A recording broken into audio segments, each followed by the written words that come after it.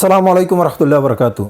সরকারি দলের একজন মন্ত্রী যখন বলল বিরোধী দলের যদি কোনো আপত্তি না থাকে তাহলে এই দুইটি বিল পাস করার পরে আমরা নামাজের বিরতিতে যাব, এই কথা শোনার সাথে সাথে ভাই স্পিকার কি বললেন চলুন আমরা শুনে আসি। নামাজের এই বিলের জন্য নামাজ ক্যানট ওয়েট। স্পিকার আপনি যদি অনুমতি দেন আর বিরোধী দলের নেতৃবৃন্দ যদি বলেন তাহলে এই দুটো বিল পাস করে আমরা নামাজের জন্য যাই। নামাজ তো ডিলে করা যাবে না। ওকে, আমার মনে হয় নামাজের অনুমতি দিন। অবশ্যই নামাজের এই বিলের জন্য নামাজ ক্যানট ওয়েট। মাননীয় সদস্যবৃন্দ, সংসদের বৈঠক বেলা ৩টা পর্যন্ত বিরতি দেওয়া হলো। স্যালুট স্যার, আপনাকে স্যালুট। যেই মানুষটা ক্ষমতার সর্বোচ্চ স্থানে বসার পরেও তিনি আল্লাহকে ভুলে যান নাই, নামাজের কথা ভুলে যান নাই, তিনি নামাজকে সবার আগে স্থান দিয়েছেন, তারপরে কাজ। এমন মানুষে আমরা চাইছিলাম।